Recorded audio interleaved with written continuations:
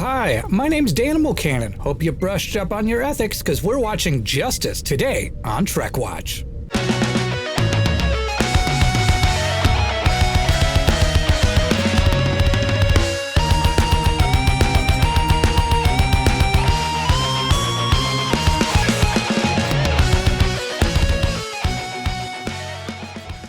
Welcome back to Trek Watch, the show where we rank and review all of Star Trek The Next Generation.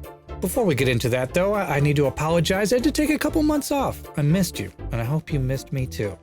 I had some audio deadlines I had to finish, and then I got COVID. I wouldn't recommend doing that, but I'm all vaccinated, so we're all good. And then we had the holidays, and you know how the holidays go, so sorry about that. Most of you probably already know this, but my primary day job is being a musician and a composer, and the intro theme that you hear on every episode of Trek Watch is actually one of my bands. We're called Arm Cannon, and I played guitar on that recording. I'll put a link to all of our albums in the description. On that topic, I should have some new music coming out pretty soon. I had to take some time off to work on a game project, and stay tuned for that.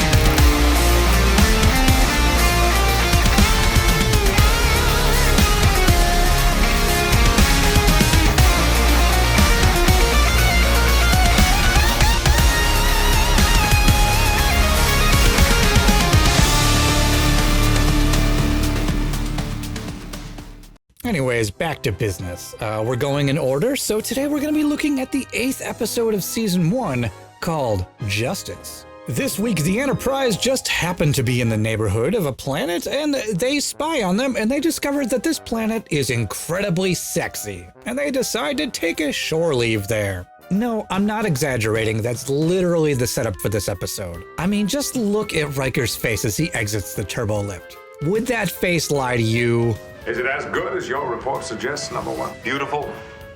It will startle you. They make love at the drop of a hat. Any hat. There's some offhand comment about how lawful and puritanical the inhabitants are, but I'm sure everything's fine. Let's just hope it's not too good to be true. Anyways, the away team, or should I call them the vacation team? They beam down to the planet. The people here are known as the E08, and they're a monoculture of extremely sexy people. They certainly are fit. They certainly are.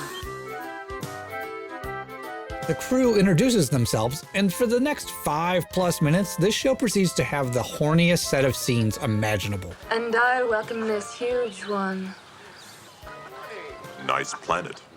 Shall we go there now or remain and play? Play? I'd love. Unless you don't enjoy that. Perhaps you do. So, do you tend to be this openly horny around your coworkers? Yes, I can see that you do.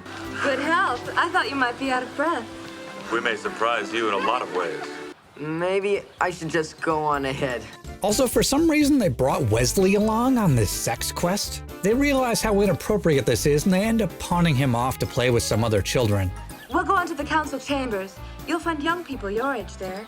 Children, we brought you a new friend. But whoa, hold up. This guy has to be like at least 30.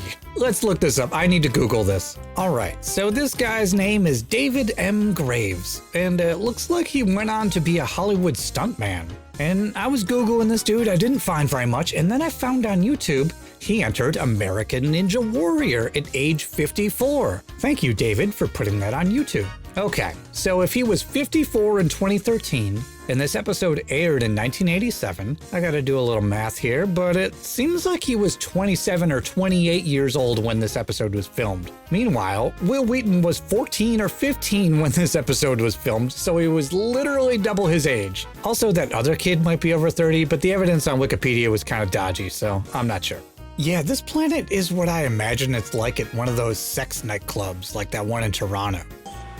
Please, enjoy what we have. Back on the Enterprise, they detect a giant space station that's half phased out of reality. My sensors read it. Well, it's half there. The space station sends an orb to go yell loudly at the captain to leave the people on this planet alone. Do not interfere with my children below. Then the space orb possesses Data. This seems to be going well. Watch, I bet you can't do this. Man, this old kid hanging out with Wesley sure is a show-off. Hey, wait a minute. That handstand. And that guy was a stuntman. So, wait. So he's the guy who did the handstands on the moving truck in the movie Teen Wolf. I guess they hired some 28-year-old because the script called for someone who could do walking handstands? Wait a minute. That other kid was in a Teen Wolf movie too.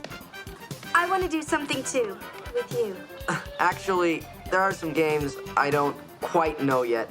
Okay, this dialogue is hilarious. It's playing ball. Will you teach me? Oh, sure. Anyways, Wesley goes off to play ball with a bunch of teen wolves, I guess. The good life, Worf. I am not concerned with pleasure, Commander. What about plain old basic sex? You must have some need for that. Yeah, I don't know how things work in the 24th century, but in the 21st century, Worf should be calling HR right now, okay, Riker? Earth females. They are quite fragile, sir. Worf, if anyone else had said that, I'd suspect he was bragging. Riker becomes concerned when he's unable to communicate with the Enterprise. Tasha, when discussing civics and law enforcement on the Sex Planet, finds out that this planet uses mediators who randomly select punishment zones. Also, all crimes carry the death penalty. Anyone who commits any crime in the punishment zone dies? The law is the law. Yeah, they probably shouldn't have brought the 14-year-old to the death penalty Sex Planet. We'd better find Wesley.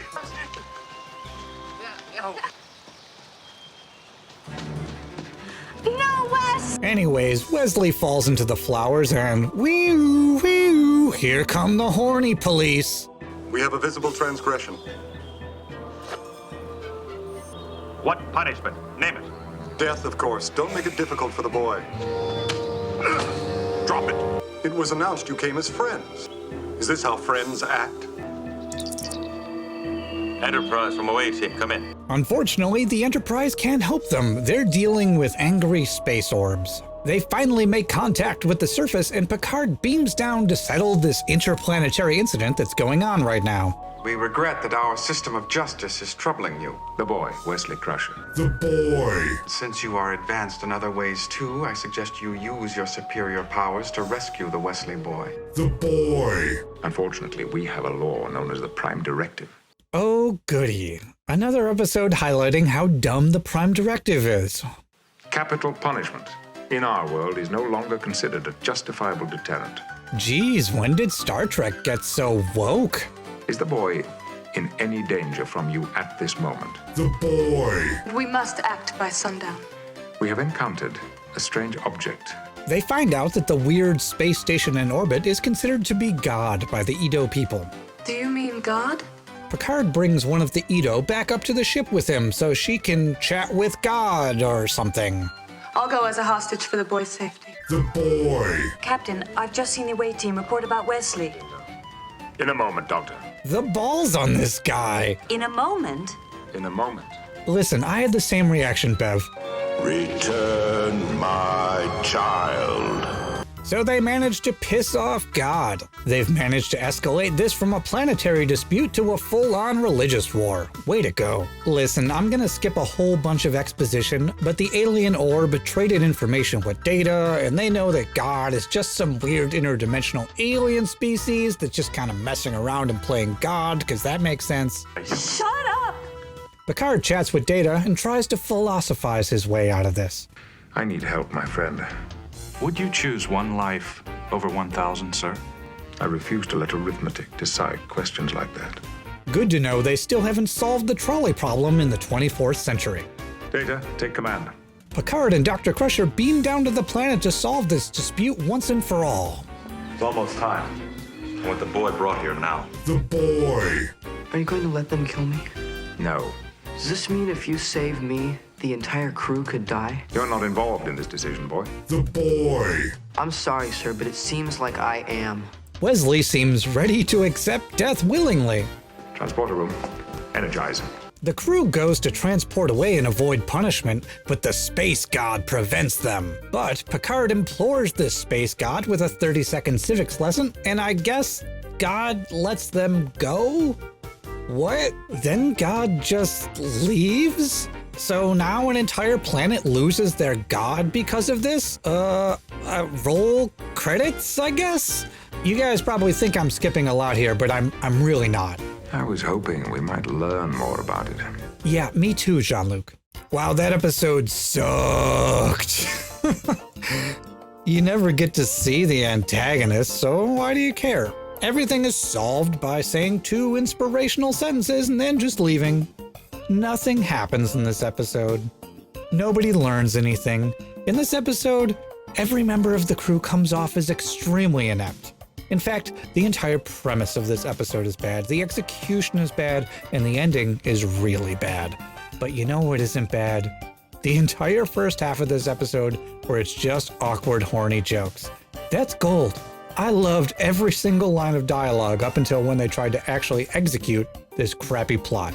Anyways, that's just what I think, but let's see what the computer has to think of this episode. Let's pull up the old L-Cars display and do an analysis. Alright, let's fire up the horniness meter and see what kind of reading we get. The computer seems to be struggling to put a value on this one, but it looks like it's gonna be a 9 out of 10. The beginning of this episode really leaned into hornball mode, but the second half got a bit more serious when we were only left with a healthy dose of moose knuckles and side boobs. When researching for this episode, I saw that it was written by Ralph Willis. It looks like Ralph Willis is actually Trek writer John D.F. Black, who you may remember from the original series episode The Naked Time, which coincidentally got remade into our only 10 out of 10 horny episode so far in Trek Watch. It turns out Mr. Black had his name taken off the episode after many extreme rewrites. That seems to be a recurring theme in Season 1. It looks like our old friend Gene Roddenberry did these rewrites, and take a wild guess what Gene added to this episode. According to the Next Generation companion book by Larry Nemecek, old Gene, the biggest sex pod in the galaxy, maybe did a little bit of self-projection when designing the culture of the Edo. I've grown to expect nothing less from you, Gene, and as much as I'd like to fault him for ruining this episode, I gotta say, the awkward, sexy dialogue is easily the most enjoyable aspect of this episode. Nice planet. Our next metric coming in is on the PTSD meter. Traveling through uncharted space has its share of hazards, and even when the crew is trying to take a shore leave vacation, things can get pretty dicey. The PTSD reading on this episode is gonna come in at a 2. Wesley is clearly ready to accept death, and Picard solves everything with the world's quickest mic drop. Fighting God would be terrifying, but other than a booming voice, all this God being does is move towards the Enterprise and then disappears for absolutely no reason. Beverly, however, went through some stuff, but she has to deal with the fact that her coworkers keep dodging that whole "my child is going to be executed" problem, and that can really mess with somebody. And finally, we have our most important metric over here at Trek Watch, the thought-provoking meter. Trek is at its best when it can teach us something about ourselves or life itself. This episode, however, seems to be coming in at a 3 out of 10. Listen, I'm not a philosopher or a legal scholar, but I do play a lot of Dungeons and Dragons, and a couple times I watched Law & Order, so I'm kind of an expert on the subject. An overly strict lawful code is always dumb. It's not that laws themselves are inherently bad, but there's a reason we have a heavy dose of discretion with the enforcement of our laws today, which also has its own set of issues, it seems. Yeah. Like, for example, here's a dumb one. You got a vampire chasing you? Just hang out in your house. They can't come in unless you invite them. Those are the rules. Is it a dumb rule? It doesn't matter. This episode attempts to address strict lawfulness and things like the trolley problem, and even throws in a pseudo-deity for extra pizzazz, but it just comes off superficial and hollow and lazy. Instead of trying to empathize with a strict moral code, this episode just does a shruggy cow emoji and has zero consequences for anybody. Now it's time to rank this episode on our tier list. Listen, we know it's gonna be a low one, and I was kinda going back and forth on this one. The first half is genuinely entertaining, kind of in the same way that The Naked Now is entertaining. But the ending is possibly the worst ending I've seen on any TNG episode. I'm gonna weigh that ending extra heavily, and I'm actually gonna put it at an F. It's not quite as bad as Code of Honor, but it's just a consistently baffling episode. It's really only good for a laugh, and maybe you can mine it for some memes or something. Well, what did you think of Justice? Did I miss something? Am I bad at philosophy? Do you want a bottom for Worf? Let me know in the comments.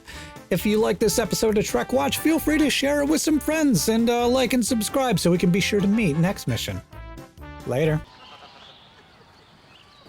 Nice episode.